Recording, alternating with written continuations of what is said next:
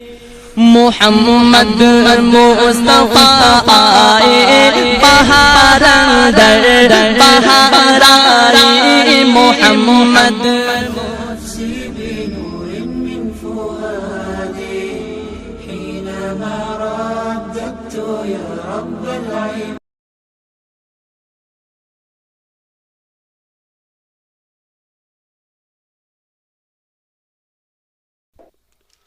الحمد لله رب العالمين والصلاة والسلام على الأشرفان الأطيبان الأكملان على سيد الأنبياء والمرسلين نبينا وسندنا محمد بن عبد الله الأمين وعلى آله وصحبه الطيبين الطاهرين إلى يوم الدين.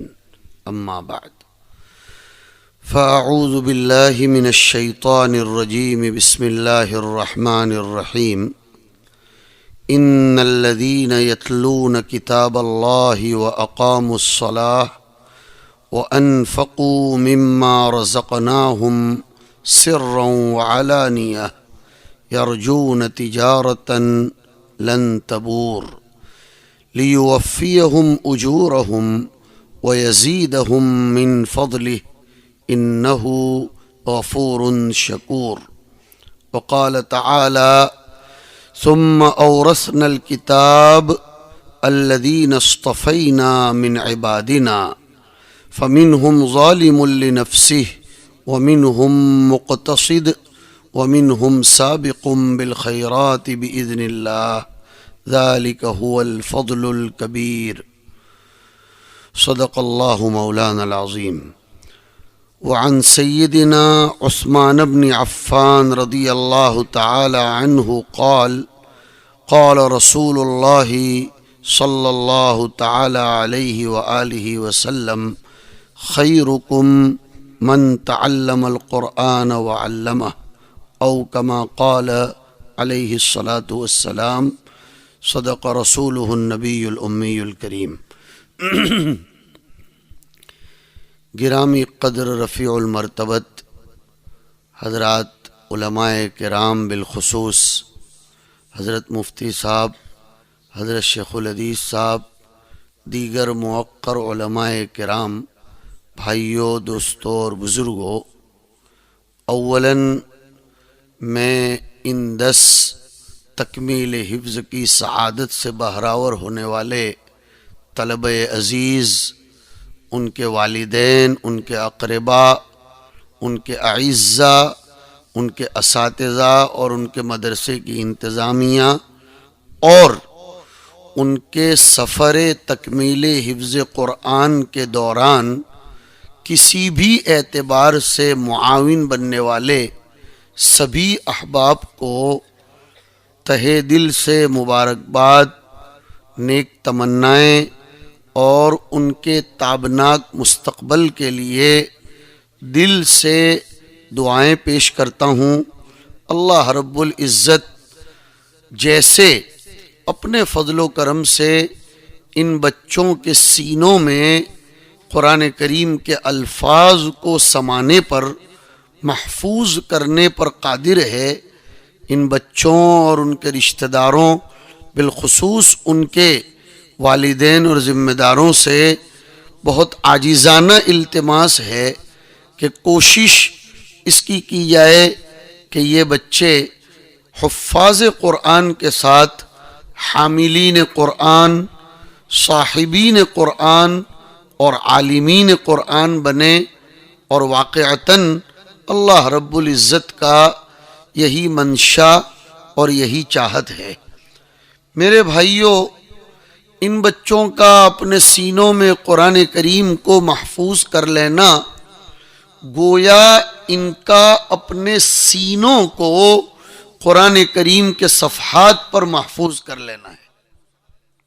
اس لیے کہ 21ویں پارے کی پہلے ہی رکوع میں اللہ رب العزت ایسے لوگوں کے سینوں کا تذکرہ فرماتا ہے.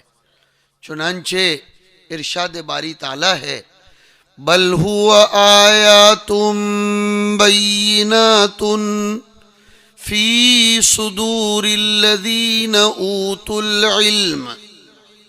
یہ قرآن کریم واضح دلائل، قدرت خداوندی کی کرشمہ سازیاں، اللہ تعالیٰ کی قدرت کے مظاہر اور عجائبات ہیں جو ان لوگوں کے سینوں میں ہیں جنہیں اللہ تعالیٰ نے سلیکٹ کر لیا ہے. میں نے جو آیت پڑھی تھی اور 22ویں پارے کی سورہ فاطر کی، اس کی مدد لے کر ایک لفظ استعمال کیا. میرے بھائیوں، دنیا میں کسی کو کوئی منصب، کوئی عہدہ، کوئی ذمہ داری سپرد کرنے کے 2 طریقے عام طور پر رواج پذیر ہیں. کسی کو کوئی عہدہ اور منصب دینا ہو تو یا تو الیکشن کیا جاتا ہے یا سلیکشن کیا جاتا ہے. الیکشن انسانی نفوس، انسانی ذوات اور ناعاقبت اندیش لوگ، اور وہ لوگ جن کی عقل و فہم کوتاہ ہو، وہ الیکشن کا سہارا لیتے ہیں. جنہیں معلوم نہیں ہوتا کہ کس کو کون سا منصب اور عہدہ دیا جائے. یا سنیے گا، الیکشن اس سماج کو، اس معاشرے کو کرنا یا کروانا پڑتا ہے جسے باہمی خانہ جنگی، اعتراضات اور کسی کی طرف سے کامنٹس، گجراتی میں کہیں گے ٹیکا ٹپڑی ہونے کے اندیشے ہوں، تو الیکشن کا سہارا لینا پڑتا ہے. قطع نظر الیکشن کے جائز و ناجائز طریقوں سے ابھی ہمیں اس بحث میں نہیں جانا، لیکن ایک طریقہ کسی کو کرسی پر بٹھانے کا، کسی کو اپنا بنانے کا، اور کسی کو کوئی منصب اور عہدہ سپرد کرنے کا سلیکشن کا ہے. سلیکشن حسن اعتماد کی بنیاد پر اور اپنے قادر مطلق اور لا یسأل عما یفعل ایسی ذات ہونے کی بنیاد پر، اور اپنی نظر کرم اور نظر رحمت کسی پر پڑ جانے کی بنیاد پر ہوا کرتا ہے. اسی لیے اللہ رب العزت نے ایک جگہ ارشاد فرمایا، اللہ یصطفی من الملائکۃ رسلا ومن الناس. اللہ رب العزت فرشتوں میں سے بھی جس کو چاہتا ہے قاصد، نمائندے، ایمبیسڈر بناتا ہے. اس پر کوئی کلام نہیں ہو سکتا کہ جبرائیل امین کو یہ مقام اور یہ منصب کیوں دیا گیا، میکائیل اور اسرافیل اور عزرائیل علیہم السلام کو ڈیفرنٹ کائنڈس آف سروسز اور ان کو مختلف قسم کی ذمہ داریاں کیوں دی گئیں، ان سے کوئی نہیں پوچھ سکتا. ویسے ہی انسانوں میں سے کس کو رسول بنانا ہے، کس کو نبی بنانا ہے، کس کو وارث نبی بنانا ہے، انتخاب آسمان سے ہوتا ہے. اور بعض ارباب نظر، ارباب بصیرت، جن کے اوپر، جن کے سینوں پر اللہ نے اپنے کلام کے معانی کو، ان کے قلوب پر اپنے کلام کے اسرار کو کھولا، انہوں نے تو عجیب بات لکھی کہ اللہ اعلم حیث یجعل رسالتہ، کہ جیسے اللہ یہ فرماتے ہیں کہ میں ہی جانتا ہوں کہ مجھے اپنی رسالت کی ذمہ داری، اپنی نبوت اور اپنے رسول بنانے کی ذمہ داری کس کو دینی چاہیے. کسی کو کوئی اعتراض کرنے کی ضرورت نہیں. ان ارباب نظر و فکر علماء نے لکھا کہ جیسے اللہ پاک رسول بنانے کے لیے یہ 2 ٹوک اعلان کرتا ہے کہ میں اپنی طرف سے کسی کو رسول مقرر کرتا ہوں، ایسے ہی کسی کے سینے کو اللہ ہی منتخب کر لیتا ہے کہ اس کے سینے میں مکمل قرآن کریم کو سمو دوں، اس کے سینے کو میں اپنے کلام کے لیے منتخب کر لوں. میرے بھائیوں، یہ قرآن کریم اللہ تعالیٰ کے خزانوں کی چابی ہے. اس کے بغیر اس کے خزانے نہیں کھولے جا سکتے. اور چابیاں یہ معتمد اور مستند اور جس پر بھروسہ کیا جائے اسی اولاد کو دی جاتی ہے، ہر اولاد کو چابی نہیں دی جاتی. اسی لیے اللہ تعالیٰ نے فرمایا ثم اورثنا الکتاب الذین اصطفینا، سلیکشن، اصطفینا من عبادنا، ہم نے وارث بنایا، ہم نے وارث بنایا، اللہ فرماتے ہیں اس کتاب کا جس کا ہم نے انتخاب کیا، الکتاب الذین اصطفینا من عبادنا، اپنی کتاب کا وارث ہم نے اپنے ان بندوں کو بنایا جو صفوہ ہوں، جو خالص ہوں، جن کا ہم نے انتخاب کر لیا ہمارے بندوں میں سے۔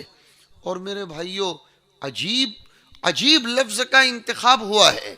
اللہ پاک یہ نہیں فرماتے کہ ہم نے اپنی یہ کتاب ان لوگوں کے سینوں میں محفوظ کی، یہ لفظ اختیار نہیں فرمایا۔ اورثنا، اور وراثت اسی مال کو کہا جاتا ہے جو بغیر محنت کے مل جائے۔ وراثت تو اسی مال کو کہتے ہیں، بغیر محنت کے ملنے والا مال۔ اسی لیے تو جنت کے بارے میں اللہ رب العزت نے اورثتموہا فرمایا۔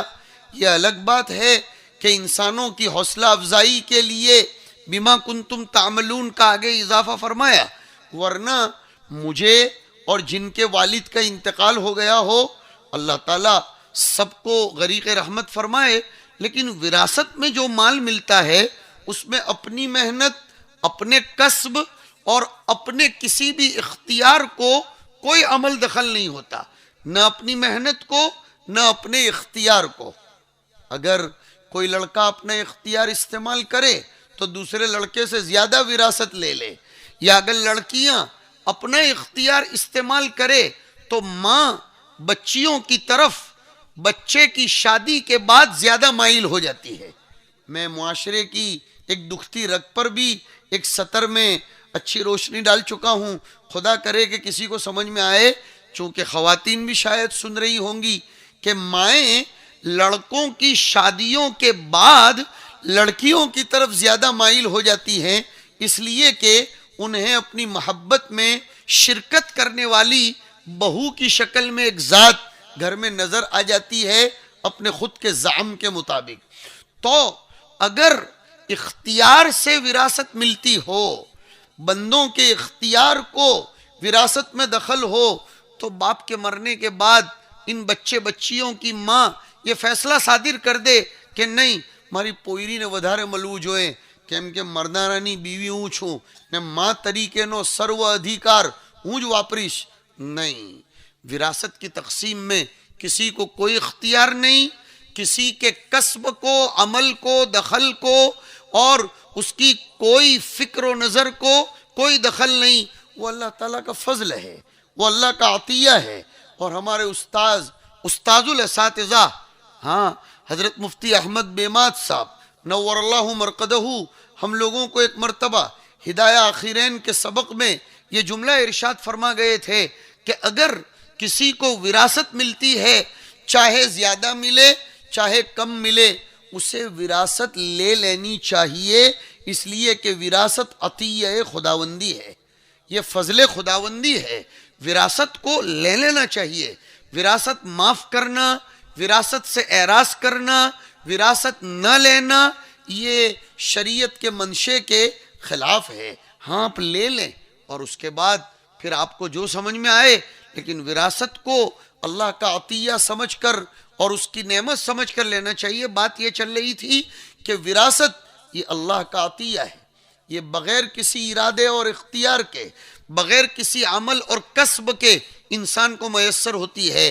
اس لیے اللہ تعالیٰ نے قرآن کریم کی نعمت عطا کرنے کے لیے اورثنا کا لفظ استعمال فرمایا کہ ثم اورثنا الکتاب، ہم کسی کی محنت کو، کسی کے کسب کو، کسی کے خاندان کو، کسی کی شرافت کو، کسی کے حسب کو، کسی کے نسب کو، کسی کے کسب کو، کسی کی محنت کو نہیں دیکھتے۔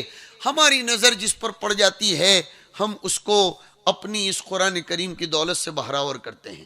مدارس کی دنیا کے بڑے بڑے باوقار علماء یہاں اس وقت تشریف فرما ہیں، آپ ان سے پوچھئے، کبھی کبھی ایسے طلبہ جن کے والد کو سماج میں تو کیا بلکہ ان کے خاندان میں تو کیا بلکہ ان کے گھرانے میں بھی کوئی حیثیت نہیں دی جاتی، ان کا کوئی تعارف اور تعریف نہیں ہوتی، لیکن اللہ ان کے سلسلے نسل میں سے ایسا زبردست حافظ پیدا فرماتے ہیں جو پوری دنیا کے لیے ایک مثال اور نمونہ بن جاتا ہے.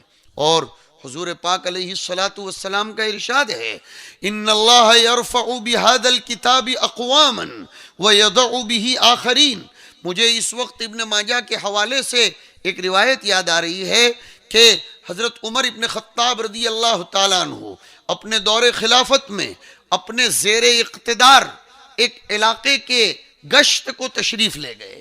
ایک علاقے کی وزٹ کے لیے حضرت عمر ابن خطاب تشریف لے گئے. ایک صاحب تھے بہت بڑے عہدے پر، حضرت امیر معاویہ رضی اللہ تعالیٰ عنہ وارضاہ نے ان کو بٹھایا تھا. بہت بڑی ذمہ داری حضرت امیر معاویہ نے انہیں عنایت فرمائی تھی. حضرت عمر ابن خطاب رضی اللہ تعالیٰ عنہ نے جب جائزہ لیا کہ کن کن لوگوں کو ذمہ داریاں دی گئی ہیں تو ان کا نام آیا. ان کے سر بہت بڑی ذمہ داری تھی ایک صاحب کے سر پر. تو حضرت عمر ابن خطاب نے ان کا فیملی بیک گراؤنڈ پوچھا کہ ان کا فیملی بیک گراؤنڈ کیا ہے، یہ کس خاندان کے ہیں اور ان کا کیا حسب نسب ہے. آج کل کی زبان میں پوچھئے NRC کے بارے میں ذرا سا پوچھ لیا. اس لیے نہیں پوچھا کہ ان کو ملک بدر کر دیا جائے گا یا کوئی تفریق نہیں کی، جاننے کے لیے. اور وہاں ایک بہت بڑے محدث نے جملہ لکھا ہے کہ تکوینی طور پر اللہ حضرت عمر کے دل میں سوال ڈال رہا تھا تاکہ حضرت امیر معاویہ رضی اللہ تعالی عنہ کوئی جواب دیں اور پھر اس کے اوپر حضور پاک علیہ الصلاۃ والسلام کی حدیث شریف لوگوں کے سامنے آئے. حضرت امیر معاویہ رضی اللہ تعالیٰ عنہ نے جواب دیا کہ بھائی ان کے والد اور ان کے والد کے والد یہ تو غلام تھے، یہ غلاموں کی اولاد ہے. ابواب العلم میں ابن ماجہ نے اس روایت کو نقل کیا ہے. تو حضرت عمر ابن خطاب رضی اللہ تعالیٰ عنہ کو چونکہ مزید معلومات نہیں تھی، اس لیے حضرت عمر نے دریافت فرمایا کہ غلاموں کی اولاد کو اتنا بڑا مقام تم نے کیسے دے دیا؟ اس لیے کہ غلاموں کی اولاد کی قوت فکریہ، ان کا تھنکنگ پاور اتنا بلند نہیں ہوتا جتنا آزاد لوگوں کی اولاد کا ہوتا ہے. اس لیے کہ جینیٹک کا بھی تو اثر پڑتا ہے. یہ تو سب لوگ تسلیم کرتے ہیں اس کو سب لوگ. آج دوپہر میں ایک سر پھرے صاحب مل گئے تھے، ملے تھے. وہ پوچھنے لگے کہ گجراتی میں پوچھ رہے تھے کہ او کیم ضروری جارے قرآن شریف میں او کی دوں فنکحوا ما طاب لکم من النساء، જે عورت પસંદ આવે એનાથી શાદી કરવાની એવું કેમ જરૂરી કે આ દેશનું ફલાણા દેશમાં નહીં થાય ને આ રાજ્યનું ફલાણા રાજ્યમાં નહીં થાય ને આ ખાનદાનનું. મેં સમજ ગયા કે દિલ જલા હુआ આદમી है और जवान था, એને કંઈ ગોઠવવો है એના મા બાપ નહીં કહેતા હોય, ના કહેતા હોય, એટલે એને આ સવાલ પેદા થઈ ગયો કે આવું કેમ. پھر میں نے اس کو اسلام میں جو کفو کا پورا نظریہ ہے، کفو برابری، وہ سمجھاتے میں اس کو جینیٹک پر لے گیا کہ برابر ہے بات. وہ برٹن سے آیا تھا یوسف بھائی، وہ برٹن سے آیا تھا پراپر لنڈن سے. تو وہ کہہ رہا تھا we all are British, we don't care کہ this is from Gujarat, this is from فلاں جگہ، دس از فرام فلاں جگہ، دس از فرام. خوف فتنہ خلق کی وجہ سے بعض ممالک کا نام میں نہیں لے پا رہا ہوں، آپ سمجھئے کہ یہ فلاں ملک کا. میں نے اس کو ذرا ٹٹولا، پتہ چلا کہ اس کے خاندان کے بعض نوجوان ہمارے یوسف بھائی جانتے ہیں کہ لبنان سے، اسپین سے، وہاں سے اندلس سے یہ لوگ لڑکیاں لے آتے ہیں. تو اس کو بھی شوق جاگا تھا فیس بک پر فالوور بنانے کے بعد خود ہی اس کا فالوور بن گیا. فیس بک پر پہلے کسی کو فالوور بنایا جاتا ہے اور اس کے بعد کبھی کبھی انتلید الامۃ ربتہا والا معاملہ بھی ہو جاتا ہے. تو میں نے اس کو پھر سمجھایا. ایک عجیب اللہ پاک نے ہمارے بڑوں کی توجہات کے نتیجے میں، اللہ ان بڑوں کی توجہات ہمیشہ رکھے میرے بھائیوں. ورنہ ایک جملہ اور رہ جائے گا کہ قرآن کریم نے جو کہا نا فی صدور الذین اوتوا العلم، ہم نے اپنے بڑوں سے سنا کہ قرآنی حقائق سطور کا نام نہیں ہے، وہ تو صدور کا نام ہے. سینوں سے مربوط ہونا پڑتا ہے، سینوں سے اپنے آپ کو وابستہ کرنا پڑتا ہے. تو پھر وہ سینوں سے نسبتیں منتقل ہوتی ہیں، اور اسی حقیقت کو سمجھانے کے لیے جبرائیل امین کا تو سینہ نہیں ہے، لیکن اللہ نے صورت مثالیہ کی شکل میں ان کو سینہ عنایت فرمایا، اور ابتدائے وحی میں حضور پاک علیہ الصلاۃ والسلام کے سینے کو اپنے سینے سے ملا کر دبوچا، اور پھر سننا، یہ پوائنٹ خاص سننا، کہ وہی سرکار، وہی حبیب، وہی محمد عربی، وہی نبی امی علیہ الصلاۃ والسلام جو اب تک یہ کہہ رہے تھے کہ ما انا بقارئ، اور بلاغت کے اعتبار سے اس جملے میں شدت کی نفی ہے کہ ما انا بقارئ، میں بالکل پڑھنا نہیں جانتا، لیکن جب سینے سے سینہ دبوچا گیا، کوئی تختی نہیں پڑھائی تھی، کوئی نورانی قاعدہ نہیں، کوئی قاعدہ بغدادیہ نہیں، اہمیت کا انکار مقصود نہیں ہے، یہاں اس پوائنٹ کو سمجھانا ہے، کسی چیز کو خاص بیان کرنے سے دوسری چیزوں کو نفی کرنا مقصود نہیں، سینے کو سینے سے دبوچا۔ حضور اب تک تو فرما رہے تھے میں پڑھنا ہی نہیں جانتا، مگر سینے کی نسبتیں جب جبرائیل امین نے منتقل فرمائی تو وہی نبی اتنے جلدی پڑھنے لگے کہ جبرائیل امین کو کہنا پڑا لا تحرک به لسانک لتعجل به، لا تحرک به لسانک لتعجل به، اے نبی جلدی کر کے مت پڑھو۔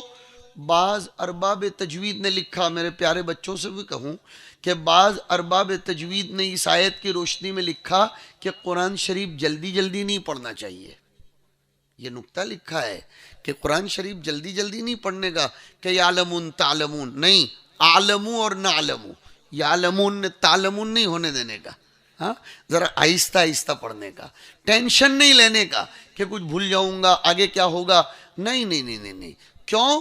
کیا فرمایا آپ لوگوں کے لیے ماشاءاللہ آگے کی آیت کیا اللہ رب العزت فرماتے ہیں، لا تحرک به لسانک لتعجل به ان علینا جمعہ وقرآنہ، ہم نے ذمہ داری لے لی ہے کہ آپ کے سینے میں ہم محفوظ کریں گے۔ حضور کے واسطے سے میرے آپ کے جتنے بھی حفاظ قرآن ہیں سب کے لیے اس آیت کریمہ کا مزد جانفشا اور فرحت بخش خبر ہے، ان علینا جمعہ وقرآنہ فَإِذَا قَرَأْنَاهُ فَاتَّبِعْ قُرْآنَهُ۔ ہاں، اور پھر بعض لوگوں نے تو لکھا ایک اچھے خاصے دور سے گزرنا پڑتا ہے اس کے لیے ہم لوگوں کو، پھر جا کر قرآن کریم کے معانی اور مفاہیم کا ادراک ہوتا ہے، ثم اچھا خاصا وقت لگے گا، پھر ان علینا بیانہ۔ تو حضور پاک علیہ الصلاۃ والسلام تو معذرت کر رہے تھے کہ میں نہیں پڑھ سکتا، لیکن سینے کو سینے سے ملایا۔ تو میں یہ عرض کر رہا تھا کہ میں نے وہ سر پھرے کو یہ سمجھایا کہ دیکھو قرآن کریم کی آیات کو حضور نے جتنا سمجھا ہے دنیا میں کسی اور نے سمجھا؟ تو وہ بچہ کہنے لگا کہ نہیں، کبھی بھی نہیں۔ اللہ نے وہ دلیل ذہن میں ڈالی، میں نے کہا بڑوں کی برکت سے آدمی کو ہمیشہ یہی سمجھنا چاہیے، کبھی کسی بھی چیز کی نسبت اپنی طرف نہیں کرنی چاہیے، اپنے بڑوں کی طرف نسبت کرو تو توجہات حاصل ہوتی ہیں، دعائیں ملتی ہیں، اور پھر علم میں برکت ہوتی ہے۔ بڑوں کی توجہات کے بغیر علم میں کثرت تو ہو سکتی ہے لیکن برکت نہیں ہو سکتی۔ تو میں نے ان سے یہ بتایا کہ جناب نبی کریم صلی اللہ علیہ وسلم، آپ سب حضرات کے لیے کام کی باتیں سنو، حضور رحمت للعالمین تھے۔ ایک طرف حضور فرما رہے ہیں کہ لو سلک الناس وادیا وشعبا وسلکت الانصار وادیا وشعبا لسلکت وادی الانصار، کہ اگر دنیا بھر کے لوگ ایک راستے پر چلیں اور انصار ایک راستے پر چلیں تو میں انصار کا راستہ اختیار کروں گا۔ الناس شعار والانصار دثار، یہاں تک فرمایا۔ لیکن اب غور طلب بات سنیے گا، حضور نے مدینہ منورہ آنے کے بعد اور مدینہ میں گھل مل جانے کے بعد بھی ایک بھی نکاح مدینہ انصار اوس و خزرج اس خاندان میں نہیں فرمایا. آپ کے مدینہ منورہ تشریف لانے کے بعد بھی سارے نکاح، ماریہ قبطیہ ایک باندھی تھی ان سے استثناء کر کے تمام نکاح حضور نے مکہ کی خواتین سے، اور وہ بھی اوپر جا کر قریش کے خاندان سے جو ملتے ہوں انہی سے نکاح فرما کر دنیا کو پریکٹیکلی اور کفاءت کے طور پر پوری دنیا کو بتلا دیا کہ یہ عدل و انصاف کے خلاف نہیں ہے. تہذیب، تمدن، سلیقہ اور ڈیفرنٹ کائنڈ آف کلچر ہر برادری میں الگ الگ پایا جاتا ہے، اس سے کسی برادری کی نفی مقصود نہیں ہے. بہرحال میں عرض کر رہا تھا میرے بھائیوں کہ اللہ رب العزت کا نظام ہے کہ وہ جن کے سینوں کو پسند کر لیتا ہے، جن کے سینوں کو منتخب کر لیتا ہے، انہی کو اس دولت قرآنیہ سے نوازتا ہے. اور پھر ہم لوگ مدینہ منورہ میں پڑھتے تھے، ہمارے ایک استاذ تھے، ان کے والد محترم نے ایک تفسیر کی کتاب لکھی ہے، اضواء البیان فی تفسیر القرآن بالقرآن، قرآن کریم کی تفسیر قرآن کریم سے ہی. اس میں انہوں نے بڑی زبردست بات اس آیت کریمہ کی روشنی میں لکھی. میں آپ سب بھائیوں کی توجہ چاہتا ہوں کہ ان حفاظ کرام اور ان علماء کرام کا مقام کیا ہے وہ سمجھو. انہوں نے لکھا کہ علماء اور حفاظ کا اجمالی تذکرہ اللہ نے پہلے بیان فرمایا، پھر ان کی الگ الگ قسمیں ارشاد فرمائی. فَمِنْهُمْ ظَالِمٌ لِنَفْسِهِ وَمِنْهُمْ مُقْتَصِدٌ وَمِنْهُمْ سَابِقٌ بِالْخَيْرَاتِ بِإِذْنِ اللَّهِ ذَلِكَ هُوَ الْفَضْلُ الْكَبِيرُ. لیکن تینوں قسم کے لوگوں کے لیے ایک خبر دی کہ جنات عدن يدخلونها، کہ جن کو ہم نے اپنی کتاب کا وارث بنایا ہے، اگر وہ کبھی کسی معاملے میں کوتاہی برت لیں، توجہ دینا، ایسی کوتاہی جو اپنی ذات سے متعلق ہو. ظالم لنفسی، پتہ چلا کہ کتنا بھی بڑا حافظ ہو، عالم ہو، اگر ظالم لغیرہ ہی ہوگا تو پھر معاملہ نہیں. قرآن کریم کے ایک ایک لفظ کا انتخاب بالکل بجا ہوتا ہے کہ اگر اس نے اپنے باب میں کوئی کوتاہی برتی وغیرہ وغیرہ اور اچھے طریقے سے چلا، کچھ کوتاہی برتی، بہت آگے تک چلتا رہا خیرات میں، سب کے لیے خبر دی. جنات عدن يدخلونها يحلون فيها من أساور من ذهب ولؤلؤا. جنات عدن جس میں وہ جائیں گے، حفاظ کے لیے فضیلت. اور دنیا میں بیچارے کبھی سیدھے سادے کپڑے بھی پہنتے ہیں، غربت کے مارے وہ واقعہ بیچ میں رہ گیا ہے. ہاں، وہ جو حضرت عمر ابن خطاب والا معاملہ تھا اس کو پہلے نپٹاتا ہوں، پھر ان آیات کی طرف آتا ہوں. حضرت عمر ابن خطاب نے جب ان کا خاندانی بیک گراؤنڈ معلوم کر لیا، حضرت معاویہ نے بتلایا، تو حضرت عمر ابن خطاب رضی اللہ تعالیٰ نے دریافت فرمایا، معاویہ تم نے ان کو اتنا بڑا مقام کیوں دیا؟ حضرت معاویہ نے فرمایا، ہم نے ہمارے نبی علیہ الصلاۃ والسلام سے یہ سنا ہے کہ ان اللہ تعالی یرفع بهذا الکتاب اقواما ویضع به آخرین، کہ ان اللہ یرفع بهذا الکتاب، جو اس کتاب کی تعلیمات کو اپناتا ہے، جو اس کتاب کی تعلیمات کو پریکٹیکل لائف میں لاتا ہے. یہ لفظ مجھے جان بوجھ کر بولنا پڑ رہا ہے کہ ہم نے مدارس بہت بنا لیے، ہم نے بہت دعوت و تبلیغ کے کاموں میں شرکت کی، اور ہم نے ماشاء اللہ تبارک اللہ بہت خوب ترقیات کی. اس کتاب الہی کو دنیا کے سامنے پیش کرنے میں ہمارے حتی امکان کی، اچھی خاصی کی، لیکن پریکٹیکل لائف میں یہ کلام مجید ہمارے پاس نہیں ہے. سچی صاف ستھری بات یہ ہے، اور بہت صحیح مکالمہ پیش فرمایا، اس لیے کہ اس کی زندہ جیتی جاگتی تصویر میں خود دیکھ رہا ہوں. اور ہمارے رفیق مکرم زیدت معالیہم حضرت مفتی صاحب نے ابھی مجھ کو سنایا، کچھ علاقوں میں عجیب شادیاں ہو رہی، انا للہ و انا الیہ راجعون. اور کوئی ایرے غیرے نتھو نہیں کرتا، کوئی ایرے غیرے نتھو نہیں کرتا، دیندار سمجھے جانے والے لوگ اور قرآن کریم سے اپنی نسبت جوڑ کر دنیا میں اپنا نام روشن کرنے کے اچھک لوگ، یہ لوگ ایسے تماشے کرتے ہیں۔ میرے بھائیوں، بات سے بات یاد آ گئی، صاف بات کرتا ہوں، اگرچہ آپ لوگوں کو ایسا لگتا ہو کہ ہم مولوی لوگوں نے ہوں کہوانوں بے ہے એટલે આપણાને دھبا دھب چالو کری دے، مولوی لوگ اپنی طرف سے نہیں بولتے۔ آپ کس سے عالم کی تقدیر بدلنے کی امید رکھتے ہو؟ کس سے عالم کی تقدیر بدلنے کی امید رکھتے ہو؟ سال بدلا ہے لیکن حال کہاں بدلا ہے؟ سال تو بدلا، 2019 سے 2020 آیا، سال بدلا، حال نہیں بدلا۔ خدائے پاک کی قسم 100 دفعہ کھا کر کہہ سکتا ہوں، کتنی سیاسی جماعتیں بدل لو گے، دلی کے نظام پر کسی کو بھی لا کر بٹھاؤ گے، لیکن یہ سارا نظام نہیں بدلے گا جب تک کہ ابتدا ہمارے اپنے آپ کی تبدیلی سے نہیں ہوگی۔ صاف ستھری بات ہے۔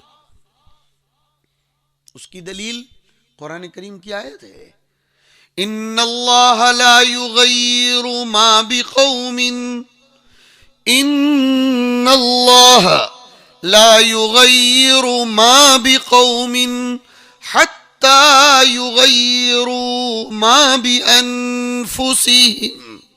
اللہ تعالی کسی قوم کی حالت کو تب تک نہیں بدلتا، کسی بھی قوم کی حالت کو تب تک نہیں بدلتا جب تک کہ وہ قوم اپنے حالات کو نہ بدلے۔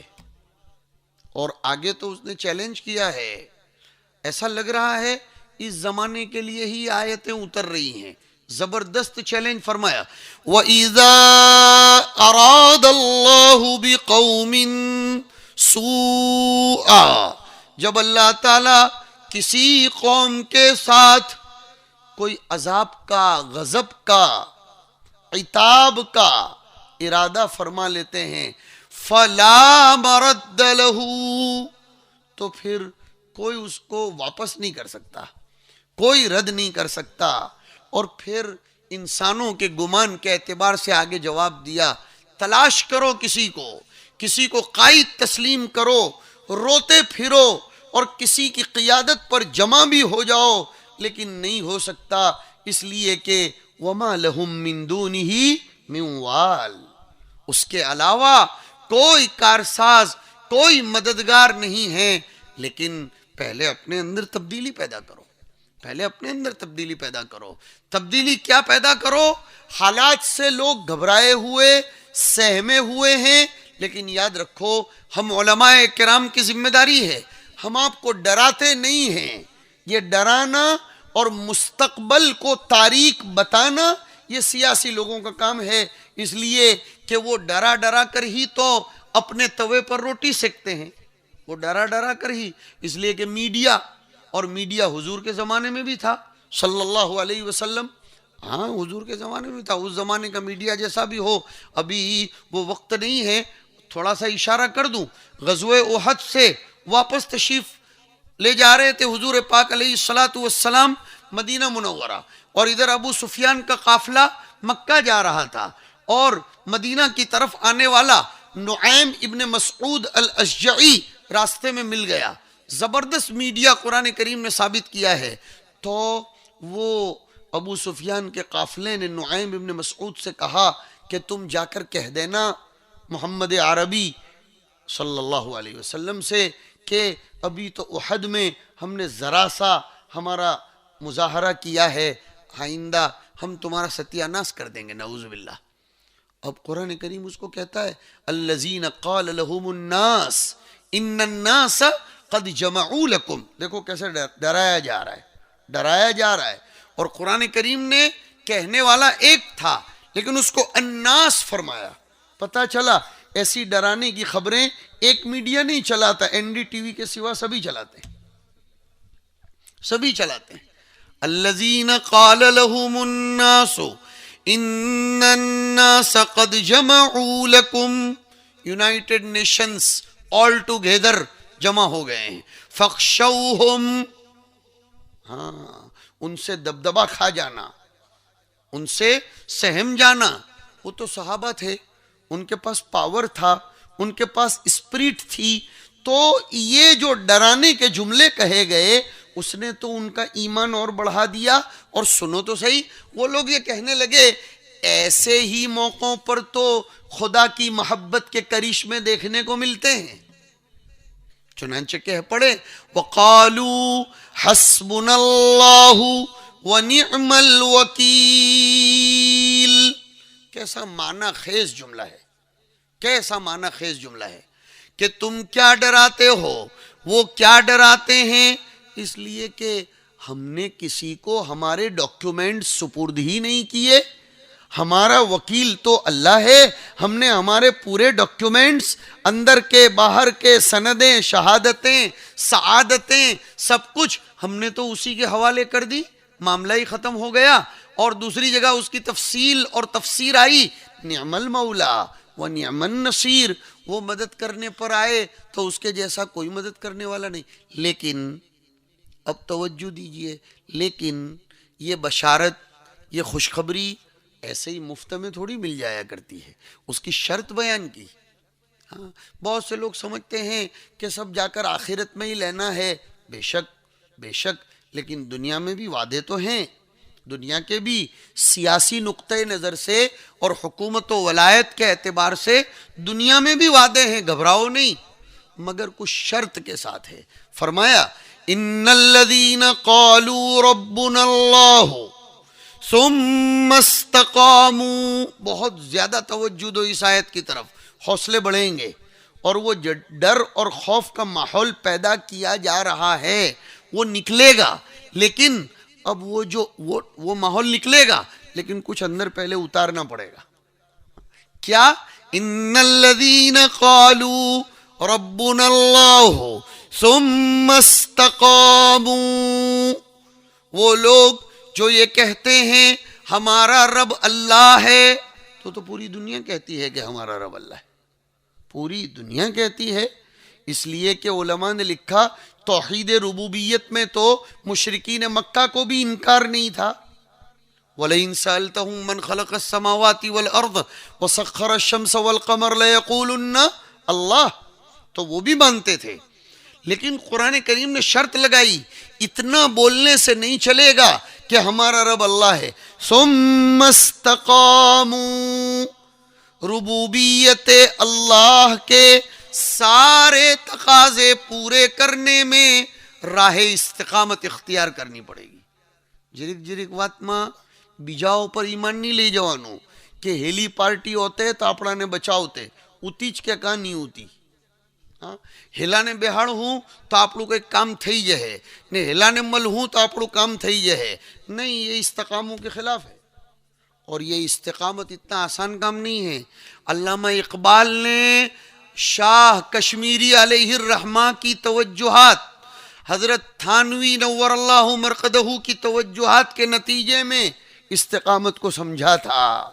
اس لیے وہ کہہ رہے تھے چونگویم مسلمانم بلرزم، چونگویم مسلمانم بلرزم کہ دانم مشکلات لا الہ را. جب میں کہتا ہوں کہ میں مسلمان ہوں تو مجھ کو سیدھی جنت تھوڑی نظر آتی. આપણા જેવું નહીં ને, આપણે જન્નતમાં જવાનું જ છે ને, એમ કે આ ખોટા મૌલવી લોકો બીવડાવા કરે. આપણા પાપાએ લખેલી છે કે જન્નતમાં પ્લોટ નંબર 418 તારા નામ પર ને 222 તારા નામ પર, એવું લખી દીધું હે. કેમ? નહીં નહીં નહીં નહીં નહીં, قرآن نہ بولتا ہے کہ ام حسبتم ان تدخلوا الجنہ، ایسا سمجھ رکھا ہے کہ مفت میں جنت میں چلے جاؤ گے. وَلَمَّا يَعْلَمِ اللَّهُ الَّذِينَ جَاهَدُوا مِنْكُمْ وَيَعْلَمَ الصَّابِرِينَ. ایک جگہ فرمایا احسب الناس ان یترکوا ان یقولوا آمنا وهم لا یفتنون. لوگوں نے ایسا سمجھ رکھا ہے، ہم اپنے سب کو جوڑتے ہیں نا، پجائے انہوں کہتا کہ مول صاحب لوگوں پوتانے الگ رکھے. نہیں، کیا سب نے یہ سمجھ رکھا ہے کہ آمنا بولا کام ہو گیا، آزمائے نہیں جائیں گے. وَلَقَدْ فَتَنَّ الَّذِينَ مِن قَبْلِهِمْ، ہم نے پہلوں کو بھی آزمایا ہے، تمہیں بھی آزمائیں گے. اس لیے کہ کھرا کھوٹا کرنے کے لیے تو آزمانا ہی پڑتا ہے. او بھائی، તમે 150 કે 200 રૂપિયાનું મધ લ્યો યાર ને તેને તમે ચકાસો કે આ મધ ઓરિજિનલ છે કે પછી અલ્લાહ જાણે કેમ છે, તો પછી હવે અલ્લાહ પાક બી આપણાને જન્નત દેતા પહેલા ચકાસે તો ખરો કે નહીં? એ તો જોવે. فَلَيَعْلَمَنَّ اللَّهُ الَّذِينَ صَدَقُوا وَلَيَعْلَمَنَّ الْكَاذِبِينَ. ہاں وہ تو دیکھتا ہے بھائی, وہ جاننا چاہتا ہے, یعنی وہ تو جانتا ہی ہے, اب اس کو ظاہر کرنا چاہتا ہے, لوگوں کے سامنے لانا چاہتا ہے. تو علامہ اقبال نے کیا فرمایا, جب میں کہتا ہوں کہ میں مسلمان ہوں تو میرے بدن پر کپ کپی طاری ہو جاتی ہے, اس لیے کہ میں جانتا ہوں کہ ایمان و اسلام دعووں کا نام نہیں ہے, وہ پریکٹیکل کا نام ہے, وہ برتنے کا نام ہے, بولنے کا نام نہیں ہے. اقبال بڑا اپدیشک تھا, من باتوں میں موہ لیتا تھا, گفتار کا غازی بن تو گیا, کردار کا غازی بن نہ سکا. علامہ اقبال کی وہ تواضع تھی, اس لیے وہ بول رہے تھے اب اپنے بولیں گے کہ اس زمانے کا مسلمان گفتار کا غازی. بھائیوں ચડાવવામાં પહેલો નંબર એમ ને એટલી મોટી વાત કરે કે જાણે એના સિવાય કોઈ કુતુબ ને અબ્દાલ દુનિયામાં છે જ નહીં. પણ લોકોની ખોદવા હારું પોતાનું જોવા જ રાજી નહીં મળે. ફતવા બી બીજાઓ માટે પૂછે, મસલા भी બીજાઓ માટે પૂછે, पर स्वजात माटे, सेल्फ के लिए, अपनी जात के लिए आदमी मसला ही नहीं पूछता. हाँ, और अगर कोई बताए, किसी मौलाना ने बेचारे ने जुमा में कोई बयान दिया और वो उसको लग रहा है तो कि जो હવે મૌલ સાહેબ મારા પછાડી પડેલા છે. તબ ભાઈ મૌલ સાહેબ તો જાણતા બી નહીં હોય, પણ તારા પછાડી પડેલા છો મતલબ તો એ થઈ ગયો કે તું એટલું કબૂલ કરે કે આ મારા અંદર છે, ત્યારે તો તું એવું બોલી રહેલો છે કે આ મૌલ સાહેબ મારા પછાડી પડી ગયા. અથવા પછી બહુ ગયેલો હોય તો એવું કે આ બાઉન્સ આજે આપણા ઉપર બરાબર જતા હોતા એમ. પણ તારા ઉપર જતા હોય તો તારે હેલ્મેટ પહેરવું જોઈએ, હા, ને તારે બરાબર પહેરીને તૈયાર રહેવું જોઈએ, તો તારા ઉપર બાઉન્સ નહીં જાય. मेरे भाइयों, प्रैक्टिकल लाइफ में ईमान को लाने की ज़रूरत है. हज़रत काजी सनाउल्लाह पानीपती नव्वरल्लाहु मरकदहू ने ज़बरदस्त बात लिखी. सीधी सादी बात हमारे बड़ों की होती है, लेकिन सीधू साधू खावा जल्दी उतरी भी जाए, एसिडिटी भी नहीं थाय ने उल्टी भी नहीं थाय. बतकल्लुफ जो खाना होता है वो हजम भी नहीं होता, बाहर निकल जाता है. हज़रत काजी सनाउल्लाह पानीपती रहमतुल्लाह अलैह ने कितनी पते की बात लिखी. ईमान जानने का नाम नहीं है, मानने का नाम है. कितना माना खेज जुमला है. मेरे भाइयों, असल में अल्लाह ताला हमसे इस्तिकामत चाहते हैं. ये इस्तिकामत इतनी मुश्किल कि हुजूर सल्लल्लाहु अलैहि वसल्लम ने फरमाया, जिसका मफहूम ये है, अल्फाज नहीं है वो, मफहूम जिक्र कर रहा हूं, कि किसी मुसीबत ने, किसी आजमाइश ने मेरे सर के बाल उतने सफ़ेद नहीं किए जितने सूरे हूद की एक आयत ने मेरे सर के बाल सफ़ेद कर दिए.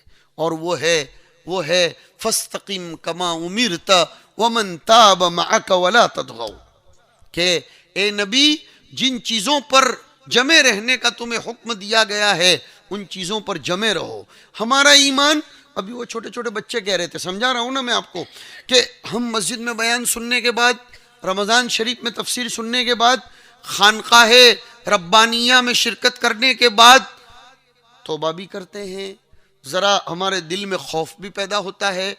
लेकिन सुनो, ध्यान से सुनो, जब समाज के तकाजे आते हैं इस्तिकामत हमारी डांवाडोल हो जाती है. यही तो मुसीबत है.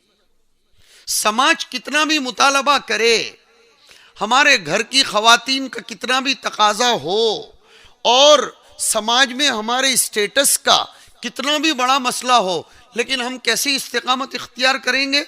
एक नमूना बताऊं कैसी इस्तिकामत इख्तियार करेंगे.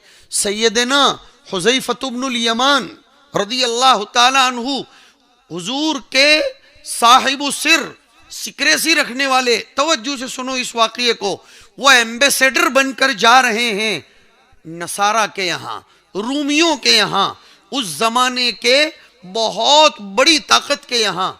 इस्तिकामत समझा रहा हूँ. हज़रत हुज़ैफ़ा इब्न यमान एम्बेसडर का मकाम बहुत ऊंचा होता है, बहुत ऊंचा होता है एम्बेसडर और सफ़ीर का मकाम. हज़रत हुज़ैफ़ा रज़ियल्लाहु ताला अन्हु जब दरबार में पहुँचे, खाने का वक्त हुआ, तो उन लोगों ने अपनी तहजीब और अपनी कल्चर के मुताबिक खाने के लिए हज़रत हुज़ैफ़ा को फरमाया. देखो कैसे इस्तिकामत बताई. उसके एक एक जुमले से इश्क़ नबवी टपकता है, اس کے ایک ایک جملے سے معرفت چھلک رہی ہے. اس کو معرفت کہتے ہیں جو دلوں کے اندر سما جاتی ہے. فرمایا کہ اترکو سنت حبیبی. اوہ کیا محبت ہے. اترکو سنت حبیبی. اور حبیب کے مقابلے میں جتنی بڑی طاقت ہو، فرمایا لہؤلاء الحمقاء، کہ میں میرے پیارے کے طریقے کو ان بے وقوفوں کی وجہ سے چھوڑ دوں گا. کلا واللہ، ایسا کبھی نہیں ہو سکتا. اس ایک جملے میں تا قیام قیامت آنے والی انسانیت کے لیے سبق ہے. کیا سبق ہے سنیے، کہ جو لوگ نبی کی سیرت و سنت سے ہٹے ہوں، چاہے دنیا کی نظر میں وہ سائنس اور ٹیکنالوجی کے کتنے ماہر اور امام سمجھے جاتے ہوں، لیکن صحابی رسول نے ان کو احمق بتا دیا کہ وہ حمقا ہیں، وہ بے وقوف ہیں، ان میں کوئی عقل نہیں. اس لیے کہ حضور پاک علیہ الصلاۃ والسلام عقل کا معدن تھے، سرچشمہ تھے. حضور کو اللہ نے ساری خوبیاں، ساری نوازشات، ساری عنایات اور جتنی قسم کے تجربات ہو سکتے تھے، حضور کو سبھی عنایت فرما دیے گئے. بعض علماء نے لکھا بالخصوص ہم سب کے مرجع و مولا حضرت مولانا تھانوی نور اللہ مرقدہ 7ویں پارے میں، توجہ دیجئے یہ بہت زبردست بات ہے جو آگے سنا رہا ہوں، مختلف قسم کے متنوع انبیاء کرام علیہم الصلاۃ والسلام کا تذکرہ فرمایا. جو رکوع ہمارے یہ بچوں کی زبان میں وَتِلْكَ حُجَّتُنَا کے رکوع کے نام سے مشہور ہے، جانتے ہو نا بیٹا؟ وَتِلْكَ حُجَّتُنَا والا رکوع 7ویں پارے میں آتا ہے، جس میں کئی ایک نام ہے. ہمارے ایک استاد فرمایا کرتے تھے کہ تم کو فارغ ہونے کے بعد اگر کوئی نام پوچھنے آوے اور بر وقت کوئی نام ذہن میں نہ آئے تو وَتِلْكَ حُجَّتُنَا کا پورا رکوع سنا دینا. انہیں جے نام پسند ہوئی تو ایماتی راکھی لے، بھئی ایماتی بھی نہیں راکھے پاجا ہمیں بھی مصیبت آویلی چھے. ایک بھائی مارا پایا آئیوا تا عقل کو آؤں، میں نے کہا جانا میں نے کوئی نام بتاؤ. ادھر مہاراشٹر کی طرف ایک جالنا ہے، جالنا سٹی اورنگ آباد. میں نے فلاں نام بتایا تھا کہ یہ تو میرے دادا کا تھا، فلاں نام بتایا تو کہا یہ تو میرے ماموں کا تھا فلاں. تو میں نے کہا تو چاہتا کیا ہے؟ کہا حضرت ایسا نام بتاؤ جو کسی نے نہ رکھا ہو. میں نے کہا رکھ ابلیس، رکھ دے ابلیس. کہا نہیں ذرا بڑا نام ہونا چاہیے جو بڑی حکومت. اور میں نے کہا رکھ دے تو پھر فرعون. اس لیے کہ میں تجھے یہ بول رہا ہوں تو کہ میرے نانا کا تھا. تو یہ کیسی فیشن چلی ہے میرے بھائیو.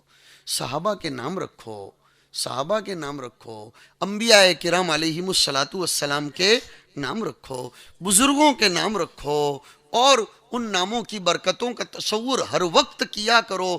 تو میں پتے کی بات کیا سنا رہا تھا آپ کو کہ وَتِلْكَ حُجَّتُنَا والے رکوع میں مختلف اور متنوع سوچ سمجھ کر بول رہا ہوں، اس لیے کہ الگ الگ نوع کی خوبیوں کے حاملین انبیاء کرام کا تذکرہ ہے. ان سب نبیوں کا تذکرہ کرنے کے بعد اللہ اکبر، اللہ تعالیٰ نے حضور کو کیا فرمایا؟ اولئک، یہ نبیوں کا زمرہ صالحین، ہاں یہ نبیوں کی جماعت. اولئک الذین ھدی اللہ فبہداہ مقتدی، یہ نبیوں کا زمرہ ہے، جماعت ہے جنہیں اللہ نے ہدایت دی. اب تم ان سب کے طریقوں کو اپناؤ. حضرت تھانوی رحمۃ اللہ علیہ نے لکھا کہ اس سے حضور کا جامع الکمالات اور مجموعہ اوصاف ہونا ثابت ہوتا ہے. اس لیے کہ یہ جتنے انبیاء ہیں ان نبیوں میں بعض انبیاء زہد و درویشی کے امام تھے، بعض انبیاء صنعت و حرفت میں ماشاءاللہ تجربہ کار تھے، بعض انبیاء حکومت و سلطنت کے بڑے ہی ماہر تھے، بعض انبیاء رونے دھونے والے تھے، بعض انبیاء سماج سے مقابلہ کر کے پھر قربانیاں دینے والے تھے. سارے انبیاء کرام علیہم الصلاۃ والسلام کی خوبیاں حضور پاک علیہ الصلاۃ والسلام کے اندر سما دی. اور پھر حضور کے واسطے سے ظرف کے مطابق اللہ نے حضور کی امت کے علماء میں اس کو تقسیم فرمائی. علامہ محیمی لکھتے ہیں کہ حضور کے سینے میں تمام انبیاء کی خوبیاں آ گئی تھیں. اب ہر ایک کے اپنے اپنے ظرف اور خدا کی چاہت کے مطابق الگ الگ علماء میں وہ خوبیاں بتوسط صحابہ کرام منتقل ہوئیں، اس لیے لسان نبوت نے فرمایا علماء امتی کا انبیاء بنی اسرائیل، کہ میری امت کے علماء بنی اسرائیل کے انبیاء کے معنی نے۔ میں بہرحال بات یہ عرض کر رہا تھا میرے بھائیوں، ثم استقاموا، کتنے ہی حالات آ جائیں اور کیسے ہی خطرناک ڈر پیدا کیے جائیں، لیکن ہمیں اپنی شریعت سے ٹس سے مس نہیں ہونا چاہیے۔ فقر و فاقہ آئے، ڈر آئے، امن آئے، شانتی آئے، حالات دیکھ کر ویش بدلنا، دیش دیکھ کر ویش بدلنا، یہ مسلمانوں کا حال تھوڑا ہوتا ہے یار۔ جو دیش ایو ویش، آپ مسلمان نو نظریو نہیں ملے، یاد رکھ جو مسلمان ہر وقت ایک ہی حالت میں رہتا ہے، وہ ایک ہی حالت میں رہتا ہے۔ اب سنیے کہ اگر اس کے اندر استقامت آ گئی تو پھر یہ دنیا ہی میں اعلان آیا۔ ایسا لگ رہا ہے کہ آج کے حالات پر یہ آیت برابر منطبق ہو رہی ہے۔ تتنزل علیہم الملائکۃ، کوئی سیاسی قائد نہیں خوشخبری دینے کے لیے آ رہا ہے، نہیں، تتنزل علیہم الملائکۃ، جو لوگ ربنا اللہ کہہ کر استقامت اختیار کرتے ہیں تو فرشتے خوشخبری لے کر آتے ہیں۔ فرشتوں نے آؤنار الیکشن میں جیتوانو تھوڑو ہوئی کہ اچھے دن آنے والے ہیں اوکے، ہاں، فرشتوں کو تھوڑا کچھ حاصل کرنے کا رہتا ہے کہ ہتھیلی پر چاند بتائیں گے۔ کیا خوشخبری لے کر آتے ہیں؟ 15 لاکھ آ جائیں گے، وہ خوشخبری نہیں۔ کیا خوشخبری؟ سنتے رہ جاؤ، اللہ اکبر، کیا جامع خوشخبری ہے۔ تتنزل علیہم الملائکۃ اللہ تخافوا ولا تحزنوا، فرشتے آتے ہیں خوشخبری لے کر، سننے میں تو نہیں آتا لیکن دلوں پر کیفیت طاری کر دی جاتی ہے۔ دلوں پر کیفیت، کیا کیفیت؟ آنے والے خطرات سے خوف زدہ مت ہونا، اندیشے محسوس مت کرنا، اور گزری ہوئی شرارتوں پر کبھی بھی غم مت کرنا، بلکہ یاد رکھنا، آگے تو کتنی زبردست بات فرمائی، نحن اولیاؤکم فی الحیات الدنیا وفی الآخرہ۔ میں نے بولا تھا نا، بہت سے لوگ سمجھتے ہیں کہ قرآن کریم کے سارے وعدے کہاں ملیں گے؟ صرف، ارے بولو، صرف آخرت، ایسا ہی سمجھتے ہیں نا؟ یہ آیت تو دیکھو کہ نحن اولیاؤکم فی الحیات الدنیا، ہم تمہارا کام چلا لیں گے، ہم تمہارا کام، اور جمع کا صیغہ لا کر اللہ فرماتے ہیں ہم تمہارا کام چلانے کے لیے افراد پیدا کر دیں گے، دنیا کی زندگی میں بھی اور آخرت کے اندر تو ہے ہی ہے۔ دنیا میں ہم تمہارے لیے لوگ کھڑے کر دیں گے، لیکن یہ سب شرط استقامت کی۔ اور اب ایک آدھ آیت سمجھا کر، دو چار باتیں کر کے پھر میں آپ سے رخصت ہوں گا۔ میرے بھائیوں، ہمیں اپنے آپ کو سدھارنے کی ضرورت ہے، ہمیں اپنے آپ کو سدھارنے کی ضرورت ہے، خالی نماز کے ذریعے نہیں۔ بے شک بہت اہم فریضہ، مجھے کوئی انکار نہیں، لیکن مفکر اسلام، محسن بھارت حضرت مولانا سید ابو الحسن علی الندوی نور اللہ مرقدہ نے قیمتی جملہ لکھا ہے کہ قرآن کریم کی کسی آیت نے مجھ کو اتنا نہیں ڈرایا جتنا ایک آیت نے مجھ کو لرزا دیا۔ مولانا علی میاں صاحب اتنا بڑا آدمی کیا فرماتے ہیں؟ ایک آیت نے مجھ کو لرزا دیا، وہ آیت یا ایھا الذین آمنوا ادخلوا فی السلم کافۃ، کہ اے ایمان والو مکمل اسلام میں داخل ہو جاؤ۔ رام بھی خوش نے رحیم بھی خوش، દહીંમાં બી પગ મૂકવાનો ને દૂધમાં બી પગ મૂકવાનો।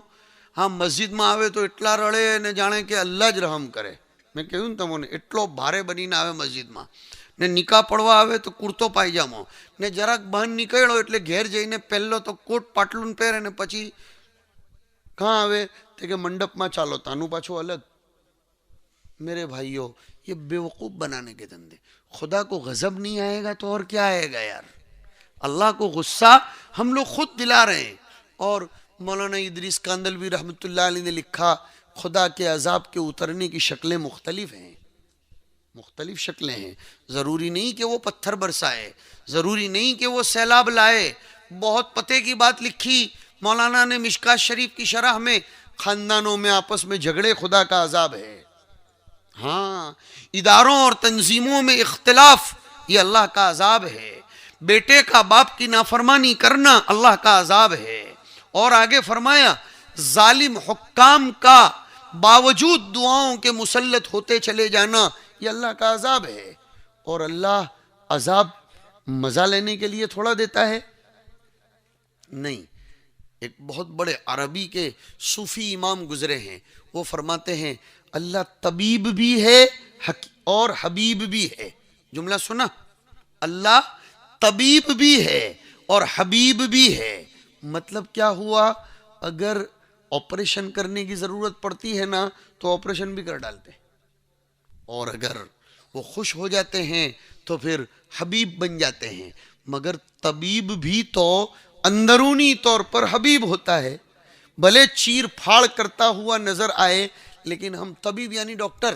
ہاں، ڈاکٹر اگر આપણું બદન ચીરતો હોય ને બધું કાટફૂટ કરતો હોય તો આપણે એને ના કહીએ નહીં. بلکہ لوگ تو ہمارے یوسف بھائی کو پوچھو، اگر وہاں انگلینڈ میں کوئی اپوائنٹمنٹ مانگتا ہے آپریشن کا اور 5-6 مہینے کے بعد آیا تو سر پہ ہاتھ دیتا ہے نا کہ یہ لوگ کو એવું જ کہ مفتی صاحب આટલે તો اپوائنٹمنٹ میں અડધી زندگی આખી زندگی نکلی جائے. تو لوگ چاہتے ہیں میرا آپریشن جلدی ہو جائے. کیوں؟ وہ سمجھتے ہیں طبیب میرے لیے پیغام صحت لے کر آتا ہے. تو اللہ رب العزت جو ہمارے اوپر حالات لاتے ہیں وہ ہمیں اپنے قریب کرنے کے لیے. لیکن ایک بات ہمارے علماء نے بہت پتے کی لکھی، اس کو سمجھ لیں گے تو انشاءاللہ آج کی یہ نشست ہماری حاصل ہو جائے گی. کون سی بات لکھی؟ بہت غور سے سنو، بہت قیمتی بات ہمارے بزرگوں نے لکھی.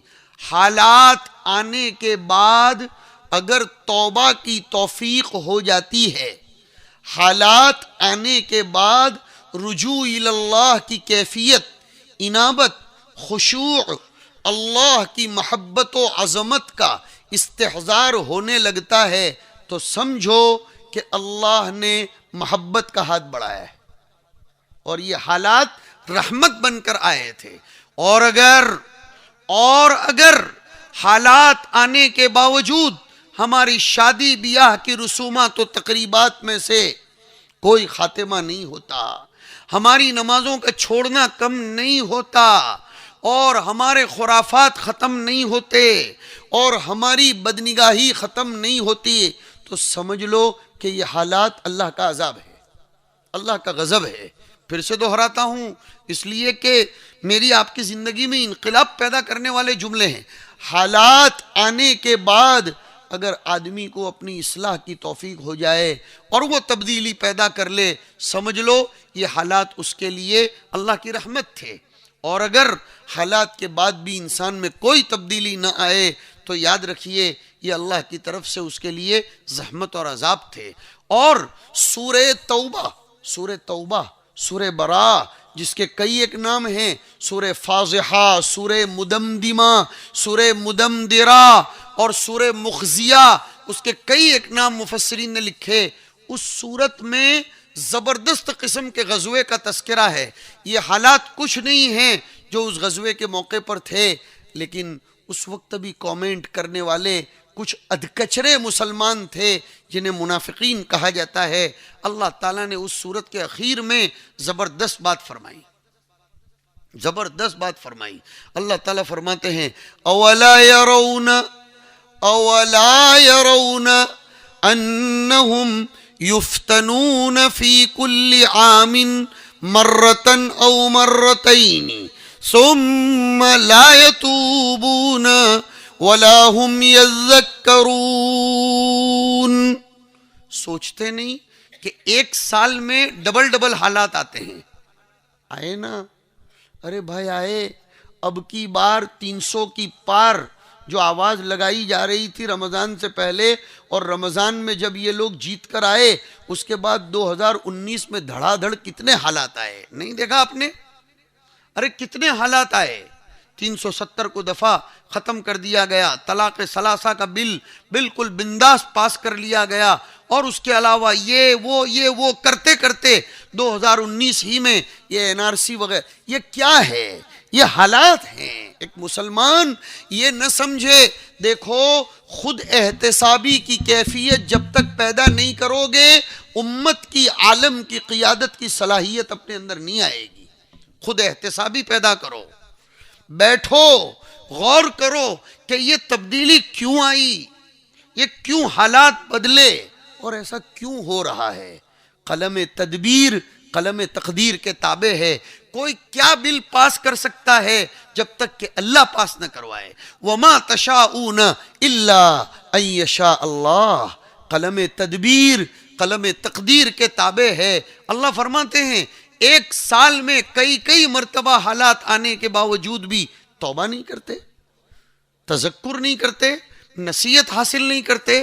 آؤ آج کی اس مبارک، مسعود، سعادت مند اور اللہ ایسی مجلسوں کے اوپر اپنے فرشتوں کے سامنے فخر کرتا ہے، ایسی مجلس میں بیٹھ کر معاہدہ کریں، طے کریں میرے بھائیوں، اور ہر آدمی اپنی زندگی سے اصلاح کا آغاز کرے۔ ابو داؤد شریف میں ایک روایت آئی، ایما عبد قال ہلک الناس فہو اہلکہم، اور بعض لوگوں نے اس کی قرات کی فہو اہلکہم، کہ جو آدمی اٹھے بیٹھے اپنا اندرا بیماری چھے، کہ جو آدمی اٹھے بیٹھے ایک ہی بات کرے، لوگوں بگڑی گیا، سماج بگڑی گیا، لوگوں بگڑی گیا، تو حضور نے فرمایا ایسا کہنے والا ہی سب سے بڑا ہلاکت میں مبتلا آدمی ہے، اس لیے کہ وہ فخر کر رہا ہے کہ لوگوں بگڑی گیا تو فرشتو چھے، کہ ہم کہ لوگوں بگڑی گیا نے سماج بگڑی گیو۔ انسان اصلاح کی ابتدا اپنے آپ سے کرے۔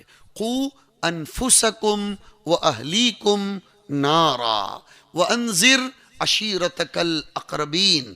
اپنے آپ سے اگر ہر آدمی اپنی اصلاح کا آغاز کر لیتا ہے، حضور صلی اللہ علیہ وسلم نے تو فرمایا تھا کہ میرے بعد خود غرضی کا دور دورہ آئے گا، بہت سے امور ایسے ہوں گے جن کو تم ناپسند کرو گے۔ صحابہ نے فرمایا کیا کرنا چاہیے؟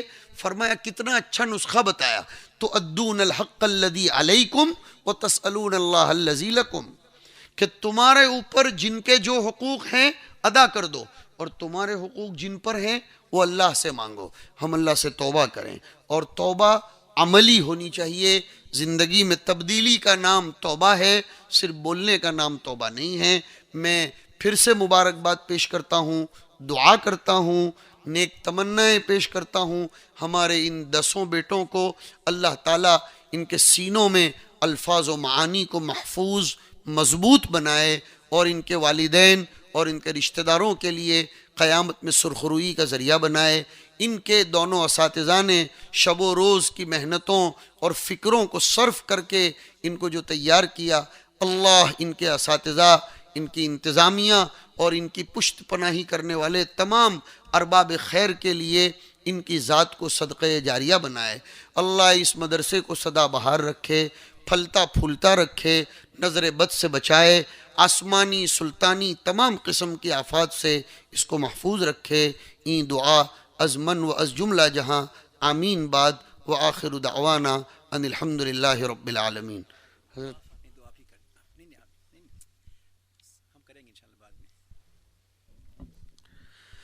اللہم لک الحمد کلہ ولک الشکر کلہ وإلیک یرجع الامر کلہ، سبحانک لا علم لنا الا ما علمتنا انک انت العلیم الحکیم۔ الحمد للہ الذی انزل على عبده الكتاب ولم يجعل له عوجا، سبحان الذي اسرى بعبده ليلا من المسجد الحرام الى المسجد الاقصى الذي باركنا حوله لنريه من آياتنا انه هو السميع البصير۔ اللهم انا نسألك بأننا نشهد انك انت الله الذي لا اله الا انت الاحد الصمد الذي لم يلد ولم يولد ولم يكن له كفوا احد۔ نسألك اللهم بكل اسم هو لك سميت به نفسك او انزلته في كتابك او علمته احدا من خلقك او استأثرت به في علم الغيب عندك، اللهم صل وسلم وبارك وانعم على سيدنا ومولانا محمد وعلى آله واصحابه اجمعين۔ اللهم آنس وحشتنا في قبورنا، اللهم ارحمنا بالقرآن العظيم، اللهم ارحمنا بالقرآن العظيم، اللهم ارحمنا بالقرآن العظيم، واجعله لنا إماما ونورا وهدى ورحمة، اللہم ذکرنا منہ ما نسینا وعلمنا منہ ما جہلنا وارزقنا تلاوتہ والعمل به آناء اللیل وآناء النہار واجعلہ لنا حجتا یا رب العالمین۔ الہ العالمین، بڑی پاکیزہ مجلس ہے، پاکیزہ جماعت کو تیار کی ہوئی مجلس ہے۔ اے اللہ، یہ معصوم بچوں نے شب و روز ایک کر کے، تہجد میں اٹھ کر، دن رات ایک کر کے، نہ چھٹی دیکھی، نہ غمی دیکھی، نہ خوشی دیکھی، اپنے وطن سے کوسوں میل دور ہو کر اے اللہ انہوں نے اپنے سینوں میں قرآن کو محفوظ فرمایا۔ اے اللہ، ان معصوم بچوں کی لاج رکھ کر ہم سب کے گناہوں پر قلم عفو و محو پھیر دے۔ اے اللہ، ہمارے حال پر رحم فرما دے۔ اے اللہ، ہم بولکڑ تو ہیں، بولتے تو بہت ہیں، لیکن اے اللہ عملی دنیا میں ہم زیرو ہیں۔ اے اللہ، تیری نظر فرما دے۔ اے اللہ، تیری ہدایت کے بغیر ہم نہیں آ سکتے۔ وما توفیقی الا باللہ علیہ توکلت و الیہ انیب۔ اے اللہ، انابت نصیب فرما۔ اے اللہ، اہل انابت یہاں تشریف فرما ہیں۔ اے اللہ، تیرے اولیاء یہاں بیٹھے ہیں۔ اے اللہ، تیرے دیے ہوئے مال کو خرچ کرنے والے لوگ یہاں بیٹھے ہیں۔ تیرے قرآن کریم کی عزت کرنے والی جماعت یہاں بیٹھی ہے۔ اے اللہ، علماء تشریف فرما ہیں، ہمارے بھائی سامنے بیٹھے ہیں۔ اے اللہ، ان تمام مجمع میں جتنے لوگ موجود ہیں، جن کا جو نیک عمل تجھ کو پسند آیا ہو، اس کے صدقے طفیل ہمارے حالات میں تبدیلی پیدا فرما۔ اے اللہ، ہمارے ملک عزیز کی حفاظت فرما۔ اے اللہ، علماء دیوبند کی روحیں تڑپتی ہوں گی۔ اے اللہ، مزار قاسمی کے اولیاء ان کی روحیں تڑپتی ہوں گی کہ اس ملک کو ہم نے خون سے سینچا تھا، اس ملک کی کیا گت ان مسلمانوں نے اپنی بدعملیوں سے بنا دی۔ اے اللہ، ان کی روحیں تڑپتی ہوں گی کہ ہم نے اس ملک کو اس لیے تو آزاد نہیں کروایا تھا۔ اے اللہ، تجھے ان ارواح ثلاثہ کا واسطہ، ان نفوس قدسیہ کا واسطہ، اے اللہ ہمارے حال پر رحم فرما دے۔ اے اللہ، ہمیں انابت نصیب فرما، توبہ نصیب فرما، رجوع نصیب فرما۔ اے اللہ، معصیتوں سے نکال دے۔ اے اللہ، معصیتوں کی محبت کو ختم فرما، طاعات کی محبت پیدا فرما، معصیتوں کی نفرت پیدا فرما۔ اے اللہ، ملکہ معصیت کو ختم کر کے ملکہ طاعت کو راسخ فرما دے۔ تیری ذات کی محبت نصیب فرما، معرفت نصیب فرما، تیری ذات کا عشق نصیب فرما دے۔ اے اللہ، تڑپتا ہوا دل، رونے والی آنکھیں، تیری طاعت کی طرف چلنے والے قدم، اور تیرے عقیدے کو مضبوط کرنے والا دل، اور تیری قدرت میں غور و فکر کرنے والا دماغ نصیب فرما۔ اے اللہ، یہ دولتیں میسر فرما۔ اے اللہ، اس مدرسے کو خوب ترقی سے نواز دے۔